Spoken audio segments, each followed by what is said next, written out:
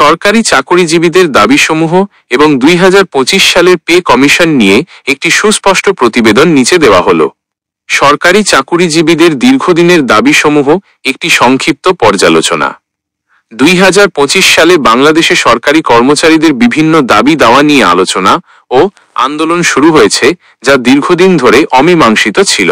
কর্মচারীদের মূল দাবিগুলো মূলত বেতন কাঠামো, পদোন্নতি, ভাতা এবং অন্যান্য সুযোগ সুবিধা সম্পর্কিত। এসব দাবিগুলো হলো: নবম পে স্কেল এবং মহার্ঘ ভাতা। সরকারি কর্মচারীরা পে কমিশন গঠন করে নবম পে স্কেল দ্রুত বাস্তবায়নের দাবি জানিয়েছেন।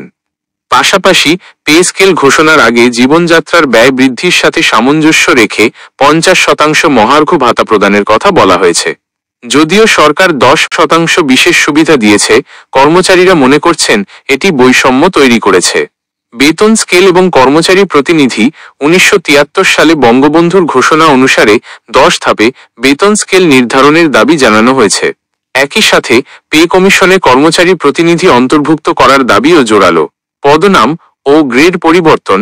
সকল দপ্তর ও অধিদপ্তরের পদনাম সচিবালয়ের মতো পরিবর্তন করে 10ম গ্রেডে উন্নীত করার এবং একটি অভিন্ন নিয়োগবিধি প্রণয়নের দাবি রয়েছে। টাইম স্কেল ও গ্র্যাচুইটি।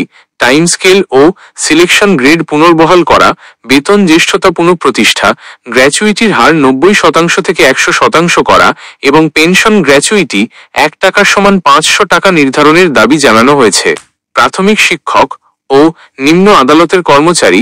সরকারি প্রাথমিক বিদ্যালয়ের প্রধান শিক্ষকদের আপিল বিভাগের রায় বাস্তবায়ন এবং সহকারী শিক্ষকদের বেতন নিয়োগ বিধি -2019 অনুযায়ী 10ম গ্রেডে উন্নীত করার দাবি রয়েছে। এছাড়া নিম্ন আদালতের কর্মচারীদের বিচার বিভাগীয় সহায়ক কর্মচারী হিসেবে অন্তর্ভুক্ত করার দাবি উঠেছে। আউটসোর্সিং বাতিল। আউটসোর্সিং পদ্ধতি বাতিল করে এ পদ্ধতিতে নিয়োগপ্রাপ্ত ও উন্নয়ন খাতের কর্মচারীদের রাজস্ব খাতে স্থানান্তরের দাবি রয়েছে। ব্লক পোস্টে কর্মরত কর্মচারী সহ সবার জন্য পদোন্নতি বা প্রতি 5 বছর পর পর উচ্চতর গ্রেড প্রদানের দাবি করা হয়েছে। বয়সসীমা ও ভাতা। চাকরিতে প্রবেশের বয়সসীমা 35 বছর এবং অবসরের বয়সসীমা 62 বছর নির্ধারণের দাবি করা হয়েছে। পাশাপাশি বাজার মূল্যের সাথে সমন্বয় করে সকল ভাতা পুনর্নির্ধারণের দাবিও জানানো হয়েছে। 2025 সালের পে কমিশন কি কর্মচারী বান্ধব হবে? সরকারি কর্মচারীদের দীর্ঘদিনের দাবিগুলো বিবেচনায় নিয়ে বর্তমান অন্তর্বর্তী সরকার একটি নতুন পে কমিশন গঠন করেছে।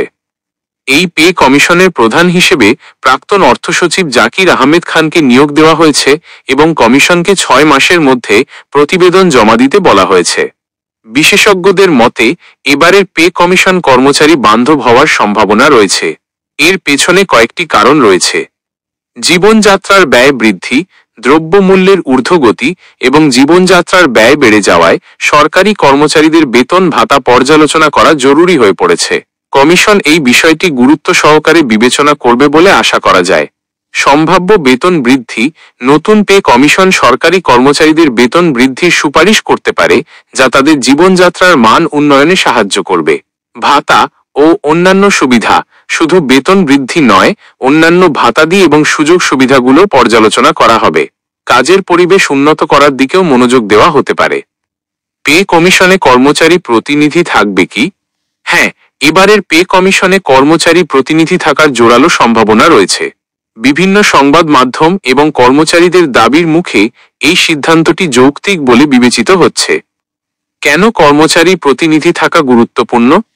প্রতিনিধি থাকলে দাবিগুলো সরাসরি উপস্থাপন করা সম্ভব হবে, বিশেষ করে নিম্ন গ্রেডের কর্মচারীদের বেতন ভাতা বৃদ্ধি এবং গ্রেড সংখ্যা কমানোর মতো বিষয়গুলো।